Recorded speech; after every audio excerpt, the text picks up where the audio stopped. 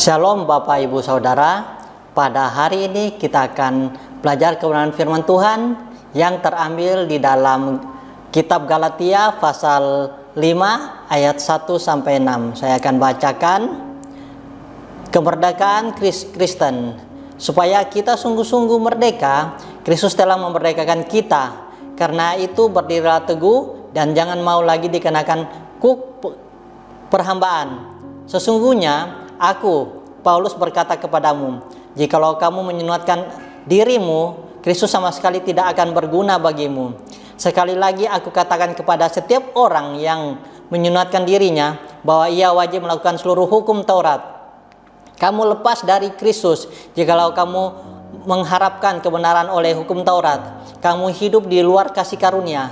Sebab oleh roh dan karena iman kita menantikan kebenaran yang kita harapkan.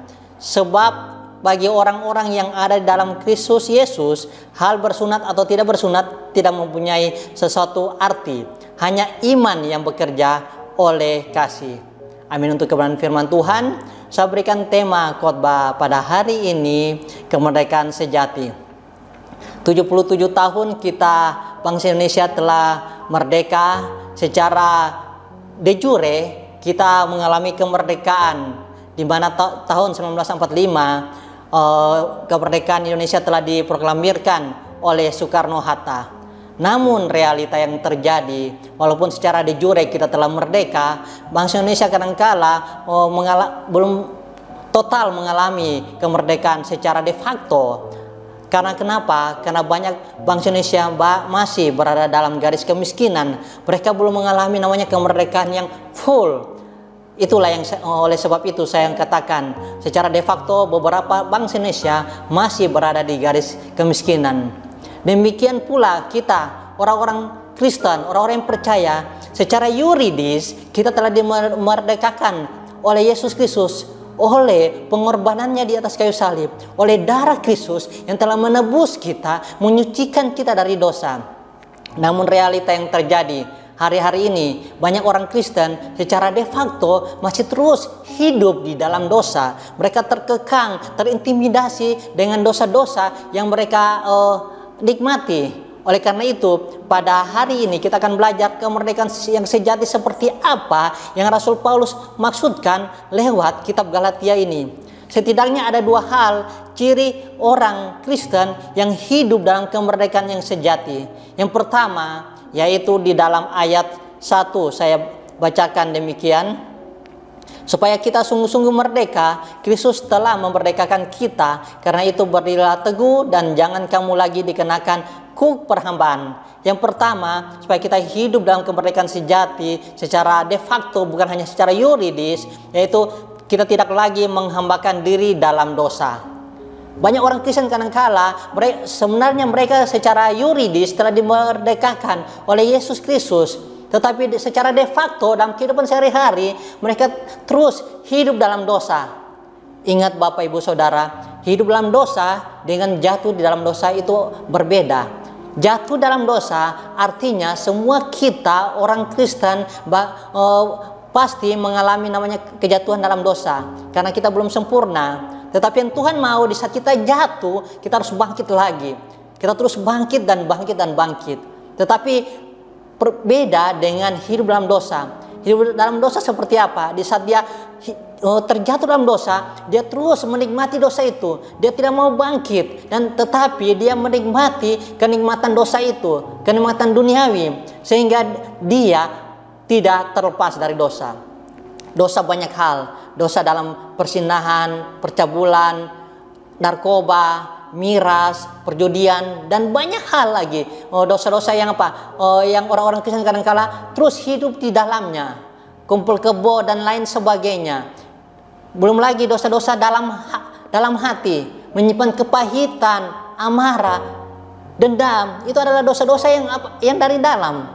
Oleh karena itu, firman Tuhan mengajarkan kita pada hari ini bahwa 2000 tahun yang lalu kita telah dimerdekakan secara yuridis oleh pengorbanan Kristus. Oleh karena itu, secara de facto kita tidak lagi diperhambakan oleh dosa. Kita tidak boleh lagi hidup terus dalam dosa, menikmati dosa itu. Di saat kita jatuh, mari kita bangkit. kita bangkit dan bangkit dan bangkit. Itu yang Tuhan Yesus mau, sehingga secara de facto kita menjadi orang yang merdeka. Karena kenapa? Darah Kristus telah tercurah sekali untuk selama-lamanya. Di saat kita jatuh dalam dosa, ingat, kita harus bangkit dan bangkit. Pengorbanan Kristus lebih dari cukup untuk apa? Memulihkan kita, membangkitkan kita, tetap hidup dalam berkemenangan. Yang kedua, ciri orang Kristen yang hidup dalam kemerdekaan yang sejati. Ayat 2 dan 4 saya bacakan. Sesungguhnya aku Paulus berkata kepadamu, jikalau kamu menyunatkan dirimu, Kristus sama sekali tidak akan berguna bagimu. Sekali lagi aku katakan kepada setiap orang yang menyunatkan dirinya bahwa ia wajib melakukan seluruh hukum Taurat. Kamu lepas dari Kristus jikalau kamu mengharapkan kebenaran oleh hukum Taurat. Kamu hidup di luar kasih karunia. Yang kedua, ciri orang Kristen yang hidup dalam kemerdekaan sejati, yaitu tidak ikatkan diri lagi dengan aturan-aturan agamawi. Tujuan Rasul Paulus mengirimkan surat kepada jemaat di Galatia karena beberapa orang terpengaruh dengan ajaran-ajaran yang sesat. Ajaran-ajaran yang seperti apa? Yaitu ajaran Yudaisme, ajaran yang mengajarkan untuk selamat tidak cukup hanya percaya Yesus, tetapi harus melakukan seluruh hukum Taurat, menyunatkan diri dan berbagai tuntutan hukum Taurat. Itu adalah ajaran-ajaran yang menyesatkan pada zaman gereja mula-mula di abad pertama. Sehingga Rasul Paulus mengingatkan kepada orang-orang percaya di Galatia bahwa kita diselamatkan karena kasih karunia, tidak lagi kita diikat oleh aturan-aturan hukum Taurat. Apa implikasinya, relevansinya dengan orang percaya masa kini? Banyak orang Kristen kadangkala mengikatkan dirinya dengan aturan agamawi. Contohnya seperti apa? Banyak orang Kristen kadangkala di saat kita harus ke gereja karena kita adalah orang Kristen, karena kita takut apa? Dicemooh. Kalau kita harus melayani dengan aturan-aturan, saya harus aktif dalam pelayanan, karena saya takut untuk apa? Untuk tidak selamat. Itu keliru. Saya harus berpuasa karena itu adalah tuntutan gereja. Itu keliru. Berarti kita masih mengikatkan diri dengan aturan-aturan agamawi. Ingat, apapun yang kita lakukan hanya satu berfokus, karena kasih karunia Allah. Kita harus melayani karena kita telah diselamatkan.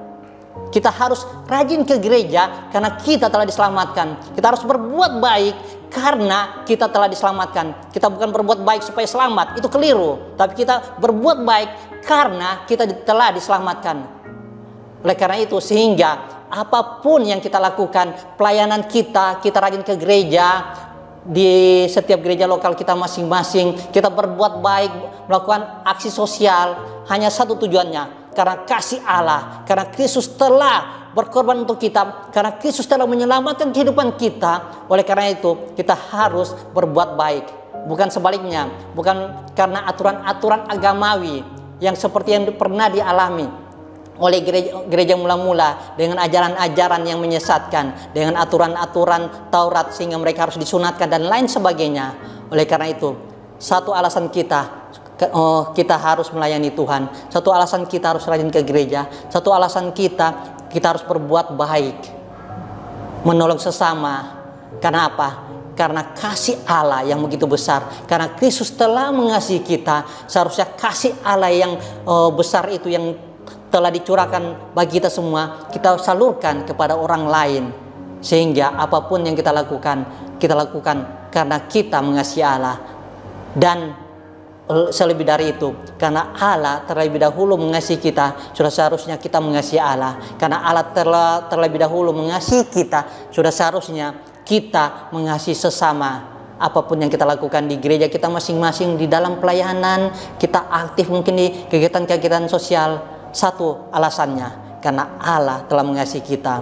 Mari kita berdoa. Bapa di surga, kami adalah umat-Mu yang telah dimerdekakan oleh darah Kristus. Secara yuridis kami telah dimerdekakan. Ajar kami dalam kehidupan kami sehari-hari, kami tetap merdeka secara de facto, tidak lagi hidup dalam dosa, tetapi kami di saat kami jatuh, kami bangkit dan hidup dalam kemerdekaan yang sejati. Ajar kami Tuhan untuk tidak mengikatkan diri kami dengan aturan-aturan agamawi, tetapi kami melakukan segala sesuatu karena satu tujuannya, yaitu karena Allah telah lebih dahulu mengasihi kami. Oleh karena itu kami mengasihi Allah lewat kehidupan kami bisa berbagi kepada orang lain.